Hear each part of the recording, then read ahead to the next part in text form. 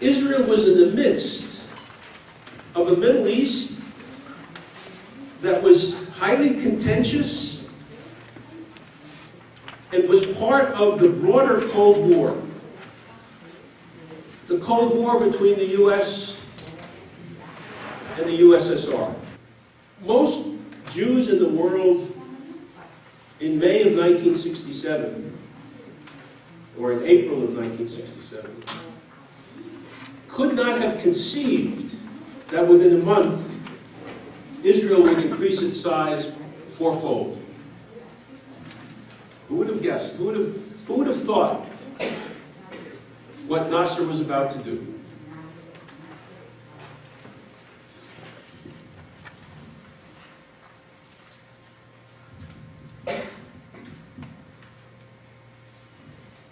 When Rabin became chief of staff in the 60s, he completely revised the Israeli army. He and the head of the Air Force planned for 9 years the attack that took place on June 4th, 1967.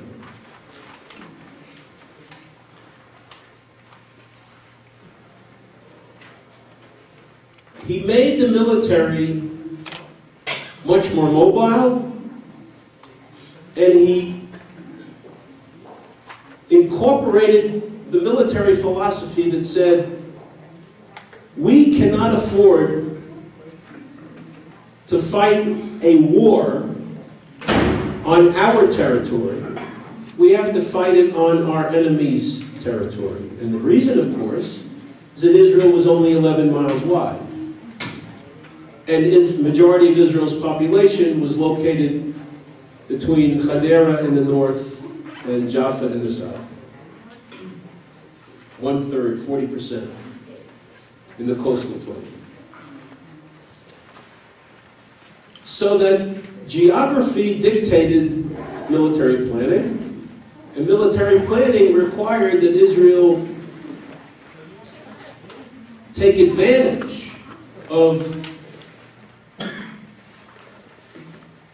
the Arab unwillingness, and I mean it, an Arab unwillingness to attack first. There is no explanation to this day why Nasser, after moving troops into Sinai in May of 1967, why he just sat there and did not attack. Because he gave Israel the element of surprise. It was just the good fortune of the state of Israel. Israel has a definite sense of foreboding on the middle of May 67. Feels surrounded. Nasser wants to elevate Egyptian prestige. And the Palestinians are riding high off the Arab world and seeking to destroy the state. This is what Nasser says on May 28th. The issue at hand is not the Gulf of Aqaba, the Straits of Tehran, or the withdrawal of UNIF, but the rights of the Palestinian people. It's the aggression which took place in Palestine in 48. In other words, Nasser wants to destroy the result of the 48 war. He's not hesitant to tell you what his goals are. And when we think about 50 years after the Six-Day War, do those sources who take a pro-Palestinian or pro-Arab viewpoint, do they quote Nasser's threats against the state of Israel? Of course not. Why would they do that? Why would you want to include all of history when you want to retell only your side? This is Nasser in May of 67.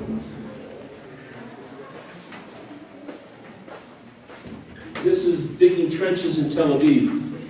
Rabbis actually dedicated public lands in Tel Aviv and Jerusalem, and trenches were built as potential cemeteries.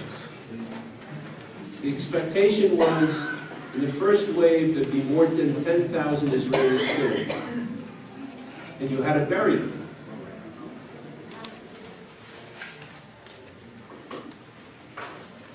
This is from Yossi Klein Halevi's very famous book, Like Dreamers. Shelters in apartment buildings were swept clean, trenches dug around houses, windows taped against shattering, pits were dug in parks, mass graves. Aside from emptying grocery shelves, a resurgence of the refugee instinct, Israelis responded without panic. Hitching soldiers barely had to extend their hand before volunteered for drivers would stop. So many high school students and pensioners volunteered for postal service. Even thieves contributed to the national effort. As war approached, apartment break-ins stopped. Now that's a national effort. I have no evidence to tell you what was going on in the red light districts of Tel Aviv to know if, in fact, prostitution was reduced in the week or two before the war. It's a piece of research I think I'd like to do. Begin and Eshkol, the National Unity Government. Begin and Rabin, Ben-Gurion and Rabin. Rabin went to see Ben-Gurion the last days of May of 1967. And the military was already partially mobilized. Ben-Gurion looked at Rabin and said, "You are taking the country into a tragic war. Nasser does not want to go to war. It's a big mistake. You will bring destruction to the state if you continue with the militarization of the army." So, first and foremost, Israel solidified its existence. About that, there's no doubt.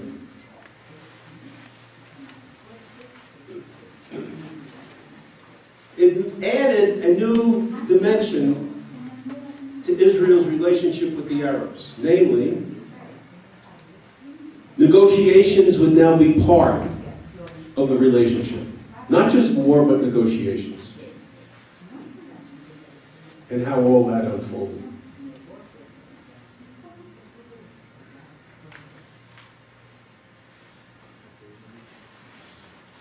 The war changed Israeli politics.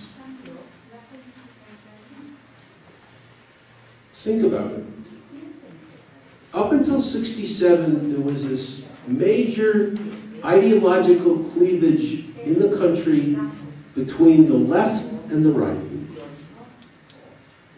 Harud Likud ideology, well, it would become Likud later, Harud ideology and labor socialist ideology.